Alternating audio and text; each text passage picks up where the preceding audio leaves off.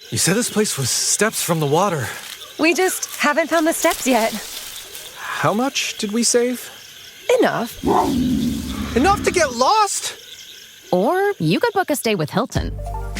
Welcome to your oceanfront room, just steps from the water. The Hilton sale is on now. Book on Hilton.com or the Hilton app and save up to 20% to get the stay you expected. When you want savings, not surprises, it matters where you stay. Hilton, for the stay.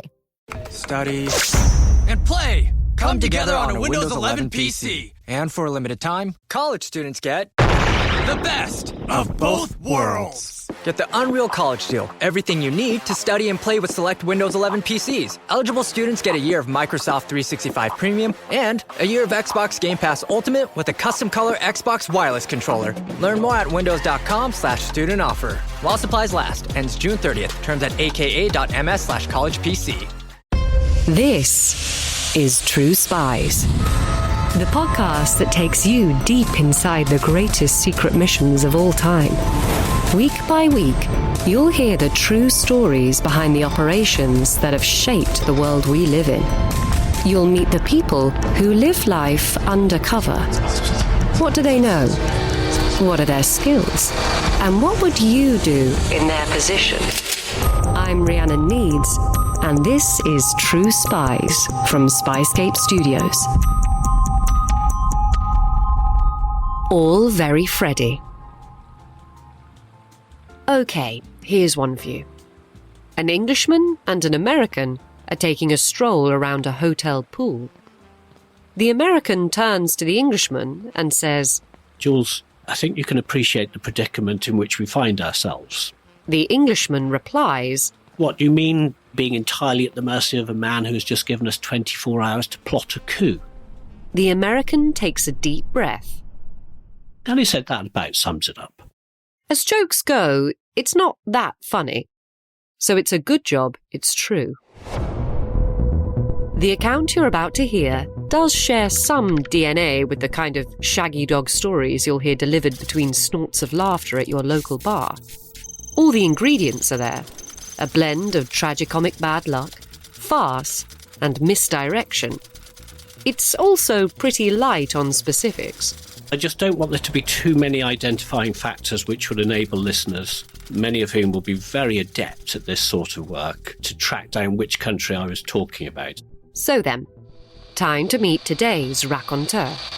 My name is Julian Fisher, and I am the author of Think Like a Spy, Master the 9 Secret Skills of Influence and Leadership. The book draws on my 3 decades of experience as an intelligence practitioner, both in the private and the public sectors. In the private sector, I've specialised in Africa, where today's story takes place. This is, I should add, the first telling of that story, although there are many others to be found in my book. As for his public sector work, the less said the better. There is no offence in the UK of impersonating an intelligence officer, but there are constraints on what former intelligence officers can say. So paradoxically, if someone who has never worked for, say, MI6 claims to have done so, they face no sanction. Conversely, if someone who has worked for MI6 claims to have done so, they are arguably breaking the law. So I take the view that it is prudent to remain silent on the matter. Fortunately, this story takes place firmly outside the purview of the British government. I've worked over the years with private military contractors, and I founded my own private intelligence boutique, all specialising in Africa. In this particular case, I was working on my own account. Before we begin, we should explain what Julian means by private military contractors, an industry we've yet to cover in much depth on True Spies. SPYSCAPE Plus subscribers can find a members-only debrief with Julian, going into more detail on the world of private security and intelligence. Often people talk about private security companies, they talk about private military companies, they talk about mercenaries, and that's all part of a spectrum. According to Julian, and he'd know, the term private military company is a slightly sexier sounding phrase for private security companies. Those are legal organisations who provide services to governments, corporations, and those otherwise wealthy enough to afford them. So defence services, security services, threat and intelligence assessments. But they do it as private companies. In popular culture, it's fairly common to conflate private military companies with mercenaries.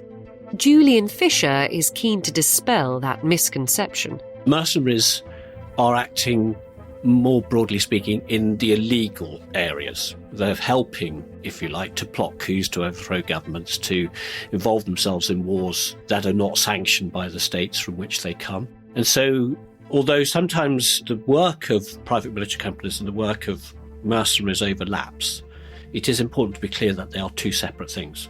And private military companies are legal, they're regulated, they tend to be very transparent to the extent that they can be about what they do. Well, now that that's cleared up, shall we get on with it? Thailand, sometime in the early 2000s. So actually this all starts, strangely enough, in Phuket, where I was charged with dealing with the wife of a man who was working somewhere in West Africa. In fact, he was working in Gambia, I don't mind admitting that much. And this individual who worked in the mining sector had been arrested on suspicion of spying, and I had been approached with some colleagues to negotiate his release. Obviously, his wife, who was based in Phuket, was beside herself with worry, and I had travelled there partly to give her reassurance and explain to her what we were doing to ensure his safety and security and to deliver him in sound body and mind in due course. So there I was in Phuket, in between swimming in the sea and reassuring an anxious wife, when I had a phone call. It was a bit of an unusual phone call, which asked me to travel at very short notice to another country in West Africa, not Gambia this time, but in the same region. The person on the other end of the line was a retired US government official. In the interest of anonymity, we'll call him Brad. Somebody had a background in intelligence and security at the highest levels. He was variously advisors to governments and to presidents, indeed. Quite a high-profile figure, a very serious figure. In the past, Julian had worked with Brad on African matters. I respected him, and I liked him, and I admired him. For the most part, I trusted his judgment.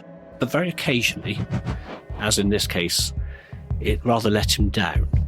Brad explained that he'd been contacted by the civilian Minister of Interior Security in a West African country. And his contacts, the Minister of Interior Security, I'll call him Mzee, which is a Swahili word meaning elderly wise man. I'm going to call the country in question the West African Republic, or WAR for short. Minister Mzee had asked Brad to fly to the capital of the Republic for urgent discussions. Broadly speaking, Mzee had told Brad that he wanted to talk about containing the Islamist terror threat, which he saw as representing a challenge to his country. And he wanted me to accompany Brad, as somebody he knew had connections in that private military company world. A terrorist threat is no small concern, but policy responses to them are usually deep, systemic sorts of things. So why the rush? And he said, well, he didn't particularly want to explain over an open phone line. But as I've said, I trusted Brad for the most part. Julian wasted no time in flying back to London. There were preparations to be made. Somebody gave me a change of clothes at the airport and a bag containing, well, two things actually that were quite important. One was a suit. People always appreciate it when you make an effort, after all. And I'd also asked them to pack my Kindle. A good book is a wonderful thing. And it will become clear later in the story why that's very important. So I picked up the bag, took a flight to another European capital, where I met Brad, and from there we were flown on a private jet, chartered, in fact, probably in the ownership of, I'm not entirely sure, by the government of the West African Republic. On the way, Julian took his opportunity to press Brad for some answers. He told me, look, the reason this is urgent is because Mzee wants to meet us in the next few days while the president is out of the country. And I said to him, doesn't that strike you as a little bit odd?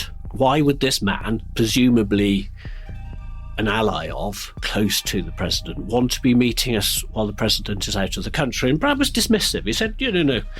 I just imagine the minister's very busy when the president's in town. He's got a window when he's able to see us. And that's why he's asked us to move as quickly as we're moving. Needless to say, Julian didn't entirely buy Brad's explanation, but there wasn't much he could do about it in mid-air. At around 3 o'clock in the morning, local time, the private jet touched down in the West African Republic. This sort of dusty, humid capital's not much more than a landing strip, really, where we were met on the tarmac by a fleet of cars. So we were whisked through the airport, avoiding having to go through such inconveniences as customs or passport control. Which, to you and me, sounds pretty convenient. But Julian has decades of experience in this world. He knows that sometimes convenience has its downsides. This immediately set alarm bells ringing for me, klaxons, in fact. Now, your very astute listeners will have worked out from that we were both in country, Brad and myself, without a return ticket, without visas in our passports to be in the country, and with no entry stamps for passing through the airport, which of course would cause us significant difficulty on the way out. And again, I said to Brad, does this not concern you a little bit? It's not a usual state of affairs. And again, he was dismissive. He was used to travelling and being received as a diplomat around the world, and this was nothing unusual to him. So again, I kept my counsel. At this time of night, who has the energy to argue? So we got driven to about the only habitable hotel in this dusty old capital. You know, the crickets scratching away in the background, mosquitoes swarming at us, hot, humid, uncomfortable, sort of place where your clothes stick to you. But fortunately, there was some air conditioning in the hotel, and I got something of a night's sleep. And the following morning, we were scheduled to meet Mzee. In the heat of the morning sun, a chauffeur-driven car arrives to collect Brad and Julian. And drove us to meet the minister, who spoke for 10 minutes or so about the generalist Islamist terror threat in the country and the wider region, which is a genuine threat. There was no question that those concerns were legitimate. So far, so credible. The Islamist terror threat has actually expanded to quite frightening levels across the region. And it was reasonable of him to talk to somebody who had knowledge of and dealings with private military companies about what strategies, plans, policies could be put in place to combat that threat. Momentarily reassured, Julian does what he does best. I outlined a few ideas which would supplement national security strategy to combat the threat from Islamists. But as he speaks, he notices Mzee's eyes glazing over. He didn't take any notes, sort of almost picking his nose with boredom. And again, my sense was, this is about very much more, or about something very different than helping to design or tweak a national security strategy to deal with or contain a terrorist threat. After around half an hour, the minister calls time on the discussion. And he said, well, come with me. I'd like to take her on a tour of the presidential compound. Now things started to get quite interesting. Longer, brighter days. The weather turning. But what are you going to wear? Quince has you covered with a sensible approach to modern essentials. They focus on well-made pieces and premium fabrics, European linen, organic cotton, and denim that manages to be both structured and genuinely comfortable. Their spring collection is particularly easy to wear. Lightweight, breathable pieces that look sharp without trying too hard. Take their ultra-soft denim jeans, for example. Nicely tailored, supportive without being stiff, and comfortable from the first wear. And yes, the price does tend to prompt a quiet double check. That's because everything at Quince is better value than other luxury essentials brands. They work directly with ethical factories, so you're paying for the quality itself, not the label attached to it, or the middlemen along the way. Refresh your everyday with luxury you'll actually use. Head to quince.com quince.com/truespies for free shipping on your order and 365-day returns. Now available in Canada too. That's quince.com/truespies for free shipping and 365-day returns. quince.com/truespies. Ready to soundtrack your summer? With Red Bull Summer All Day Play, you choose a playlist that fits your summer vibe the best. Are you a festival fanatic, a deep end DJ, a road dog, or a trail mixer? Just add a song to your chosen playlist and put your summer on track. Red Bull Summer All Day Play. Red Bull gives you wings. Visit redbull.com/brightsummer ahead to learn more. See you this summer.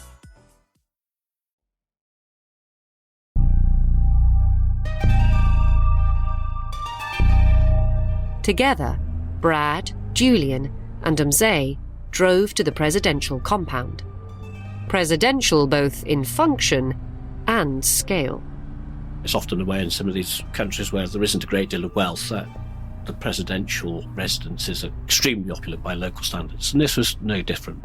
Very large walled compound. During the tour, Mzee pointed out a mosque built on the absent president's orders. Alongside the barracks of the Presidential Guard and outposts of the Army headquarters.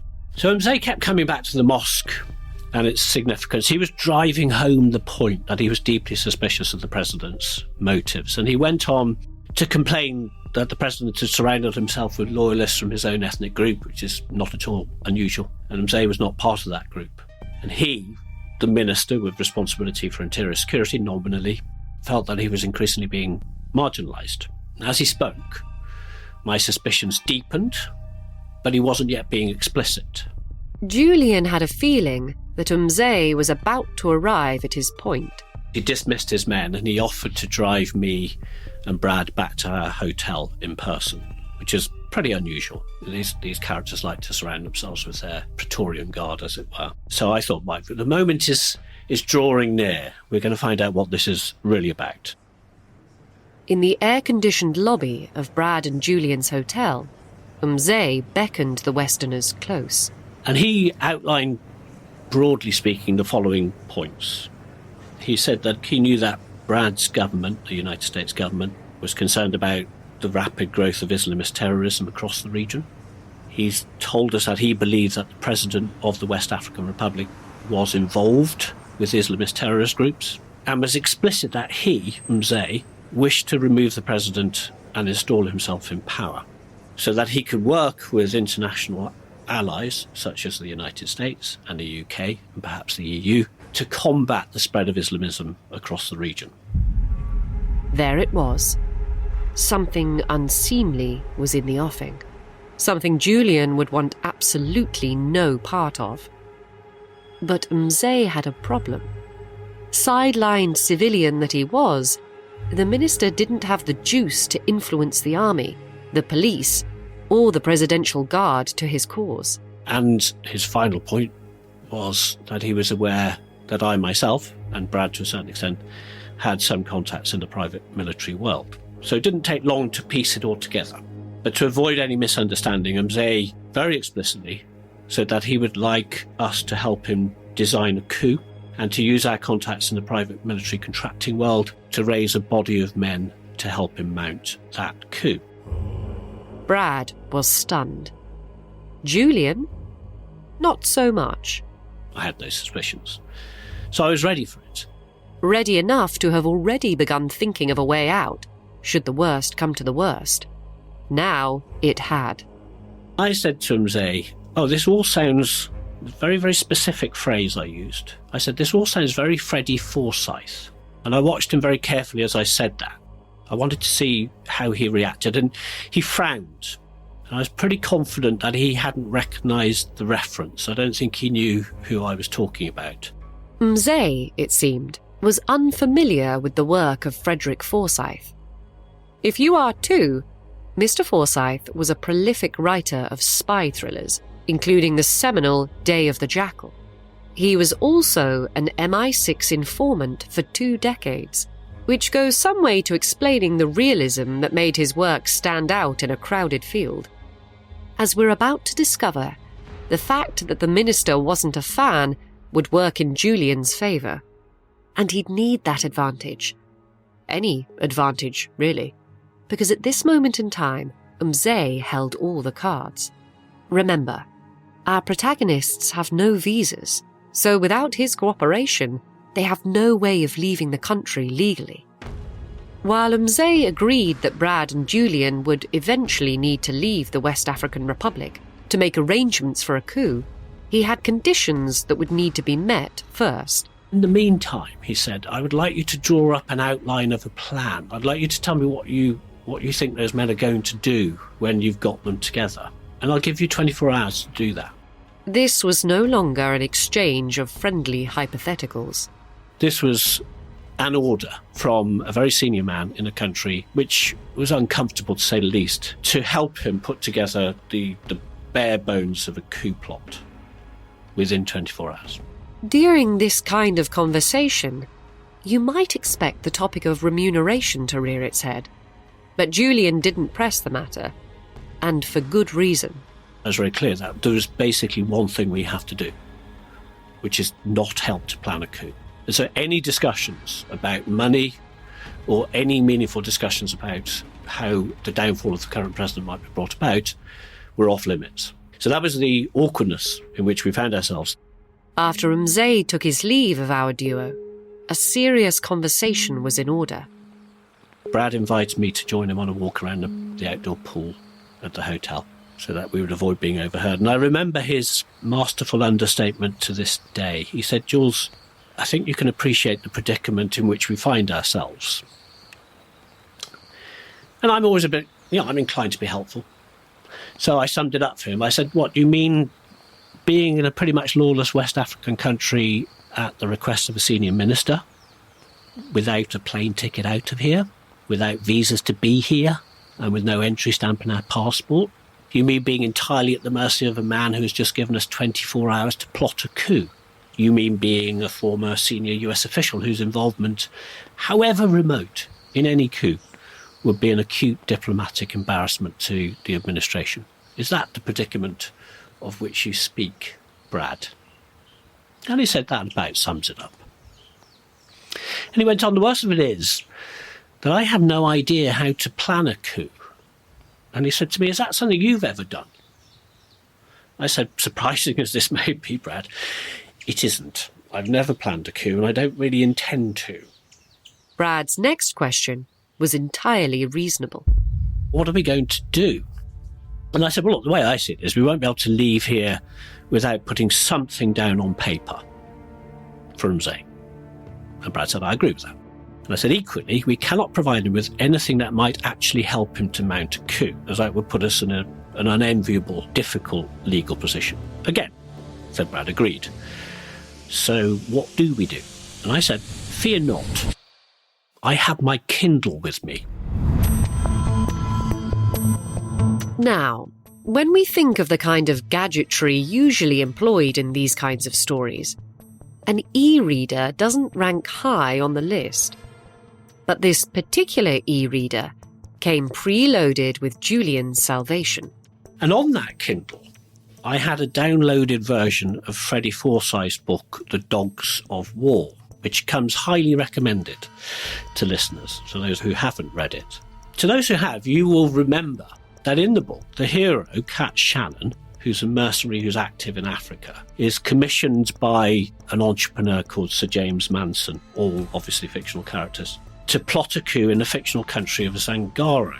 And I told Brad that there were some striking similarities between Zangaro and the West African Republic.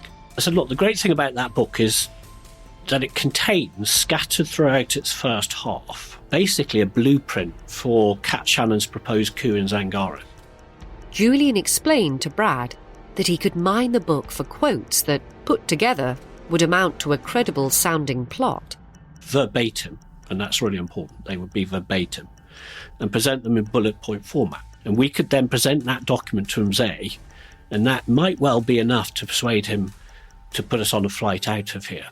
A look of relief swam over Brad's face. And he's like, that might work, because we're going to be telling him that we're getting a flight out of here so we can find a body of men to mount this coup. And I said, that's exactly right, which of course we're never, ever going to do. But it will get us out of here. And furthermore, we'd have done nothing more than provide Mzee with a bunch of verbatim quotes from a book that is freely available from all good bookshops.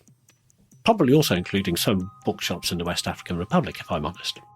Then, a thought occurred to the venerable American.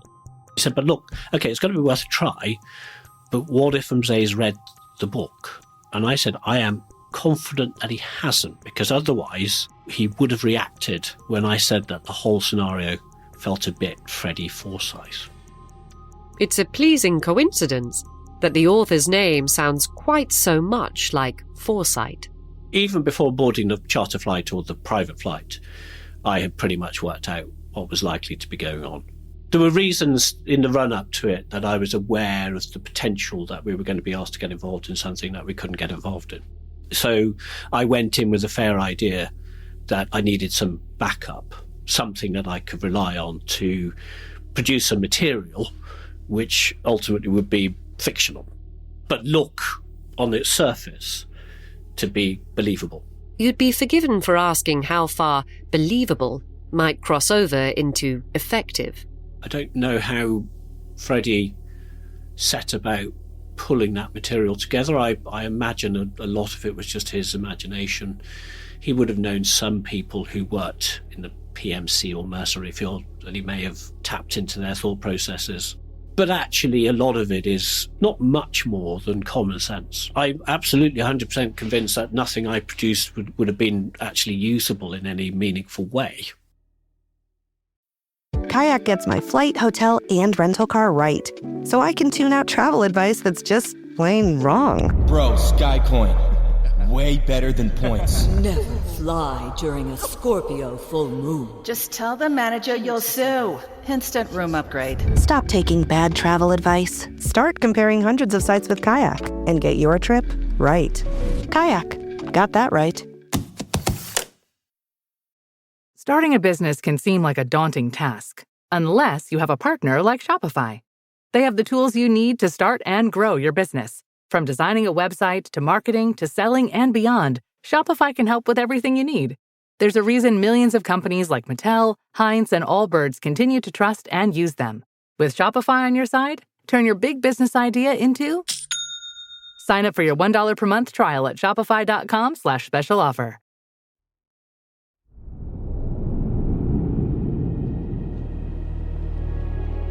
Later that night, Julian started rereading The Dogs of War. And lifting passages that might be useful. So, there's a line, and I'm going to quote verbatim, this is important. National radio stations always play a vital role in coup d'etat on page 130. There's a section during which Shannon enumerates the army, palace guards, establishes their locations and armaments. And again, verbatim, he established that they could not see the harbour from where they stood, page 132. As Julian kept reading, Forsyth's nuggets of wisdom started to become meatier. Passages that felt more specific and relevant, but were actually nothing of the sort. For example, his policy of total centralisation had reduced the number of targets necessary to be subdued by a takeover of the state to one. His palace complex, containing himself, his guards, the armoury, treasury and radio station. You couldn't map that precisely onto the circumstances in which I found myself in that republic, but it was close enough. As for the thick walls of the presidential compound? The palace and grounds could be taken with little life loss, and this is the quote, after first being pulverised by mortar fire. Against a weapon like this, the encircling wall, far from being a protection, becomes a death trap to those inside. The door could be taken apart by a bazooka rocket. Laughable in many ways, actually.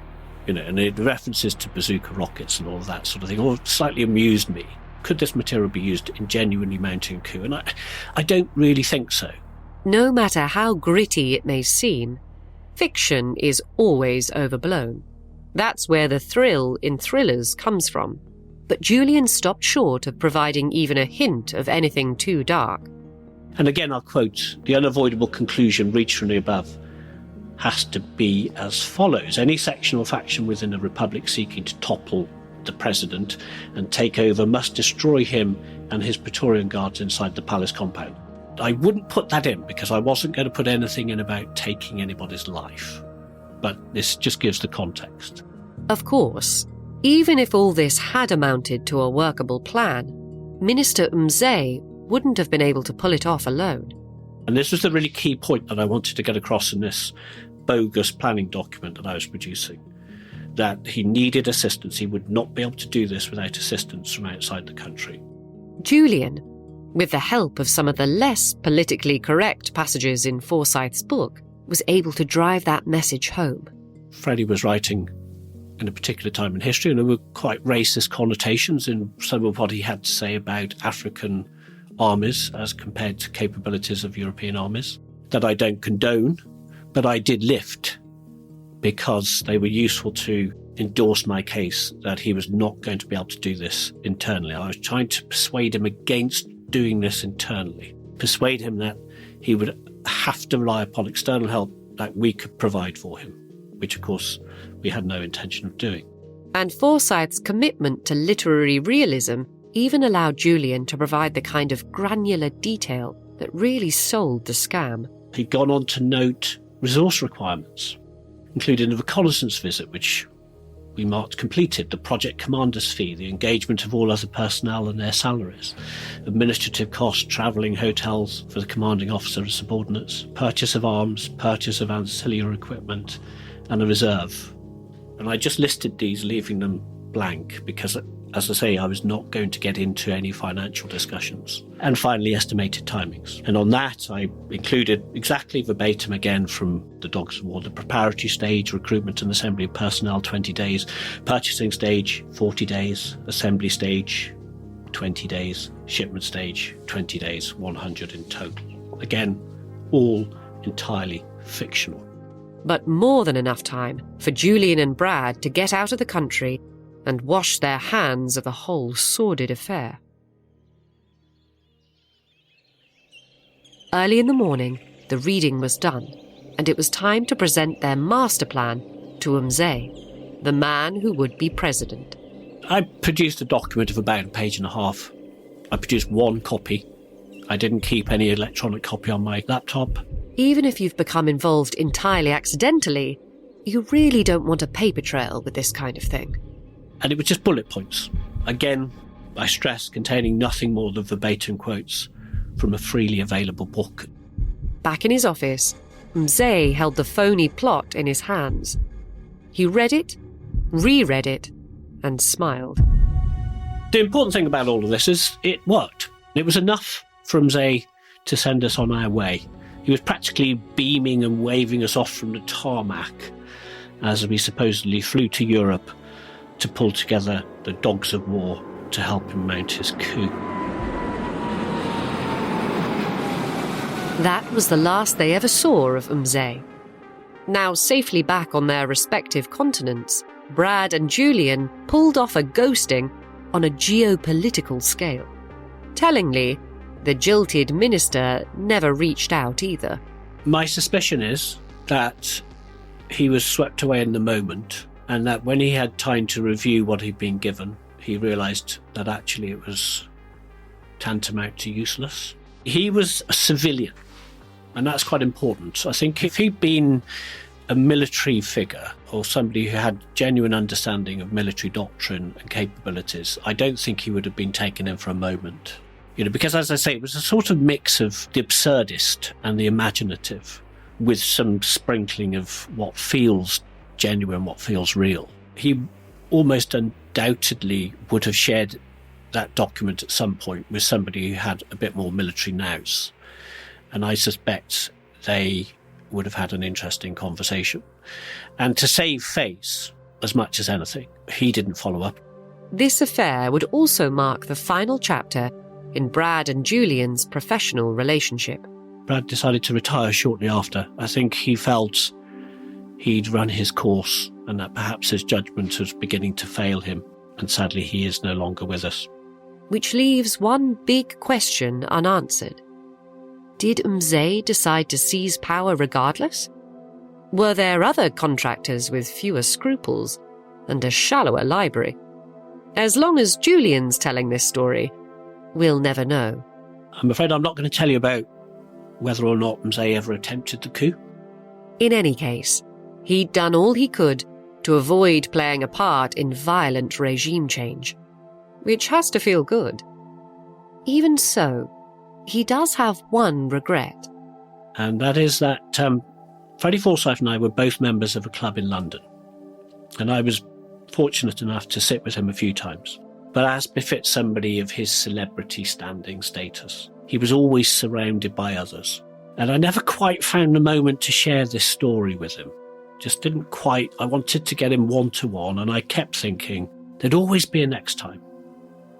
Until there wasn't. Frederick Forsyth passed away on the 9th of June, 2025. He was 86 years old. He would have loved it. It would have really appealed to his sense of the absurd, the adventure, and his ongoing legacy to the world of imagination and great thinking and just tales of the most extraordinary daring do. The other book, well worth reading, of course, is his autobiography. I mean, his life is almost as extraordinary as those of the characters that he developed. Well then, there's your homework. You never know when it might come in useful.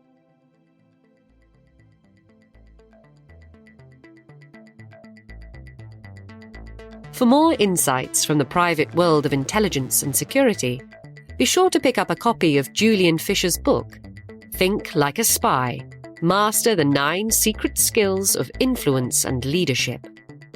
And join us next time for another rendezvous with true spies.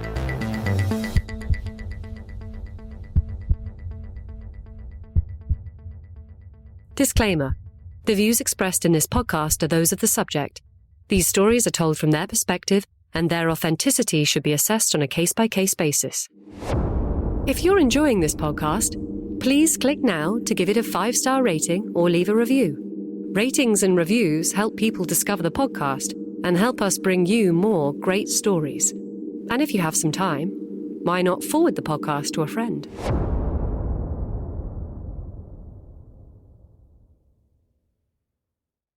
Ryan Reynolds here from Mint Mobile with a message for everyone paying big wireless way too much. Please, for the love of everything good in this world, stop. With Mint, you can get premium wireless for just $15 a month. Of course, if you enjoy overpaying, no judgments, but that's weird. Okay, one judgment. Anyway, give it a try at mintmobile.com/switch. Upfront payment of $45 for 3-month plan, equivalent to $15 per month required. Intro rate first 3 months only, then full price plan options available. Taxes and fees extra. See full terms at mintmobile.com. She does a lot for your family. Mother's Day is your chance to show her you see it, with a gift from a brand trusted for generations to help people get the moment right. 1-800-Flowers. With double blooms from 1-800-Flowers, buy 1 dozen roses and get another dozen for free. It's a bigger gesture, backed by 50 years of experience delivering fresh flowers, so you can feel confident sending something that lands. Show up for her with double blooms at 1-800-Flowers.com/Spotify. That's 1-800-Flowers.com/Spotify. The right window treatments change everything. Your sleep, your privacy, the way every room looks and feels. At Blinds.com, we've spent 30 years making it surprisingly simple to get exactly what your home needs. We've covered over 25 million windows and have 50,000 5-star reviews to prove we deliver. Whether you DIY it or want a pro to handle everything from measure to install, we have you covered. Real design professionals, free samples, zero pressure. Right now, get up to 50% off with minimum purchase, plus get a free professional measure at Blinds.com. Rules and restrictions apply. Hey, Mama. Thanks for making all my favorite recipes. Hi, Ma. Thanks for your unfiltered advice. Hi, Mom. Thanks for always being by the phone. Hey, Mom. Happy Mother's Day. When you ship UPS Air at the UPS Store, your items arrive on time or your money back. Guaranteed at no extra cost. Exclusively at the UPS Store U.S. retail locations. Visit the upsstore.com/airshipping for full details. Terms and conditions apply. Send your Mother's Day gifts at the UPS Store and we'll get your gratitude there on time.